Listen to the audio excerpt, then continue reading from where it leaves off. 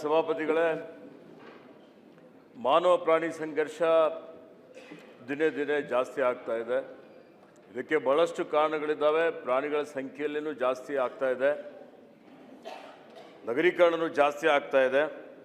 ಈ ಎರಡೂ ಪ್ರಕರಣಗಳಲ್ಲಿ 17 ವರ್ಷದ ಒಂದು ಮಗು ಆನೆ ತುಳಿತಕ್ಕೆ ಬಲಿಯಾಗಿದ್ದಂಥದ್ದು ಮತ್ತು ಒಬ್ಬ ಟ್ರೈಬಲ್ ವುಮನ್ 9 ಮಾರ್ಚ್ 2026ಕ್ಕೆ ಆನೆ ತುಳಿತಕ್ಕೆ ಆಗಿದ್ದಂಥದ್ದು ಭಾಳ ಅತ್ಯಂತ ದುಃಖದ ಸಂಗತಿ ಆಗಿದೆ, ಅತ್ಯಂತ ನೋವಿನ ಸಂಗತಿ ಆಗಿದೆ.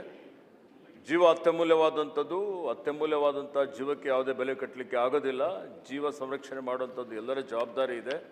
ಅರಣ್ಯ ಇಲಾಖೆಯೂ ಇವತ್ತು ಮಾನವ ಜೀವ ಸಂರಕ್ಷಣೆ ಮಾಡಲಿಕ್ಕೆ ಎಲ್ಲ ರೀತಿಯ ಪ್ರಯತ್ನಗಳು ನಮ್ಮ ಇಲಾಖೆಯವರು ಮಾಡ್ತಾ ಇದ್ದಾರೆ. ಇವತ್ತು ಈ ಪ್ರಕರಣ ಏನಿದೆ, 17 ವರ್ಷದ ಮಗು ಆನೆ ತುಳಿತಕ್ಕೆ ಬಲಿಯಾಗಿದ್ದಂಥದ್ದು, ಇದು ಅರಣ್ಯದ ಅಂಚಿನಲ್ಲಿರುವಂಥ ಒಂದು ಮನೆ, ಭಾಳ ಐಸೋಲೇಟೆಡ್ ಮನೆಯಲ್ಲಿದೆ. 200-300 ಮೀಟರ್ ಪಕ್ಕದಲ್ಲೇ ಇದೆ. ಇವತ್ತು ತಂದೆ ತಾಯಿ ಮಗಳು ಕೂಡಿ ಹೋಗುವಂಥ ಸಂದರ್ಭದಲ್ಲಿ ಇವತ್ತು ಭಾಳ ಸ್ಟೀಪ್ ಇದೆ. ಆ ಏರಿಯಾನು ಹೆಂಗಿದೆ ಅಂತ ಹೇಳಿದರೆ ಭಾಳ ಸರಳವಾಗಿಲ್ಲ, ಸಮತಟ್ಟಿಲ್ಲ ಅಲ್ಲಿ. ಅಂಥ ಒಂದು ಪರಿಸ್ಥಿತಿಯಲ್ಲಿ ಮಗುಗೆ ಬಿಟ್ಟು ತನ್ನ ಪತ್ನಿಗೆ ಬಿಟ್ಟು ಬರೋಂಥ ಸಂದರ್ಭದಲ್ಲಿ ಒಂದು ಅರ್ಧ ತಾಸಲ್ಲೇ ಆನೆ ಬಂದು ತುಳಿತ ಆಗಿದೆ ಅಲ್ಲಿ.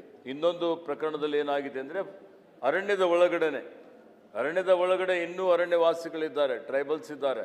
ಟ್ರೈಬಲ್ಸ್ ಇರುವಂಥ ಸಂದರ್ಭದಲ್ಲಿ ಆನೆ ಜೊತೆಯಲ್ಲೇ ಸಹಬಾಳ್ವೆ ಮಾಡುವಂಥದ್ದು ರೂಢಿಯಾಗಿರುವಂಥದ್ದು.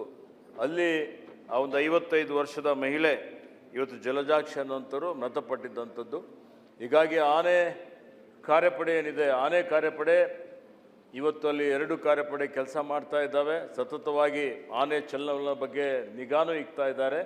ಮತ್ತು ಇಲ್ಲಿ ಪರ್ಮನೆಂಟ್ ಆಗಿ ಒಂದು ಕ್ಯಾಂಪ್ ಮಾಡಬೇಕು ಅನ್ನುವಂಥ ಒಂದು ಸೂಚನೆಯನ್ನು ನಾನು ಈಗಾಗಲೇ ಕೊಟ್ಟಿದ್ದೇನೆ. ಮಾಹಿತಿ ಬಂದ ತಕ್ಷಣ ಆನೆ ಸೆರೆ ಹಿಡಿಯೋದಕ್ಕೂ ಇವತ್ತು ಆದೇಶವನ್ನು ಕೊಡ್ತಾ ಇದ್ದೇವೆ. ಅದರ ಜೊತೆಯಲ್ಲಿ ಇವತ್ತು ಆನೆ ಬಗ್ಗೆ ಯಾರು ಮೃತಪಟ್ಟಿದ್ದಂಥ ಪರಿವಾರಕ್ಕೆ ಈಗಾಗಲೇ 5 ಲಕ್ಷ ರೂಪಾಯಿ ಪರಿಹಾರ ಕೊಟ್ಟಿದ್ದೇವೆ. ಮತ್ತು ಇನ್ನೂ 15 ಲಕ್ಷ ರೂಪಾಯಿ ಒಂದು ವಾರ ಒಳಗಾಗಿ ಇವತ್ತು ಅದನ್ನು ಅವರಿಗೆ ಕೊಡುವಂಥ ಒಂದು ವ್ಯವಸ್ಥೆಯನ್ನು ಮಾಡ್ತಾ ಇದ್ದೇವೆ. ಅಲ್ಲಿ ಹೆಚ್ಚಿನ ಒಂದು ನಿಗಾ ಇಕ್ಕಿ, ಯಾಕೆಂದರೆ ಈಗಾಗಲೇ ಅಲ್ಲಿ ಸುಮಾರು 7 ಕಿಲೋಮೀಟರ್ ರೈಲ್ವೆ ಬ್ಯಾರಿಕೇಡ್ ಮಾಡಲಿಕ್ಕೆ ನಾವು ಅನುಮೋದನೆ ಕೊಟ್ಟಿದ್ದೇವೆ. ಅಲ್ಲಿ ಅದೇ ರೀತಿಯಲ್ಲಿ ಒಂದು 22 ಕಿಲೋಮೀಟರ್ ರೈಲ್ವೆ ಬ್ಯಾರಿಕೇಡ್ ಮಾಡಲಿಕ್ಕೆ ಇವತ್ತು ನಿಮ್ಮ ಮಡಿಕೇರಿ ಡಿವಿಷನ್ನಲ್ಲೂ 20 ಕಿಲೋಮೀಟರ್, ನಾಗರಹೊಳೆಯಲ್ಲೂ ಮಾಡಲಿಕ್ಕೆ ನಾವು ಅನುಮೋದನೆಯನ್ನು ಕೊಟ್ಟಿದ್ದೇವೆ. ಆ ಪ್ರಕ್ರಿಯೆ, ಆ ಒಂದು ಕಾಮಗಾರಿ ಪ್ರಾರಂಭ ಆಗುವಂಥ ಪ್ರಕ್ರಿಯೆಯನ್ನು ನಡೀತಾ ಇದೆ. ಹೀಗಾಗಿ ಎಲ್ಲ ರೀತಿಯ ಕ್ರಮಗಳನ್ನು ನಾವು ತೆಗೆದುಕೊಂಡಿದ್ದೇವೆ. ಮತ್ತು ಇನ್ನು ಮುಂದೆ ಇಂಥ ಪ್ರಕರಣ ಆಗದ ರೀತಿಯಲ್ಲಿ ನೋಡಿಕೊಳ್ಳಿಕ್ಕೆ ಎಲ್ಲ ರೀತಿಯ ಶ್ರಮವನ್ನು ನಮ್ಮ ಇಲಾಖೆ ಅಧಿಕಾರಿಗಳು ವಹಿಸ್ತಾ ಇದ್ದಾರೆ. ಒಂದು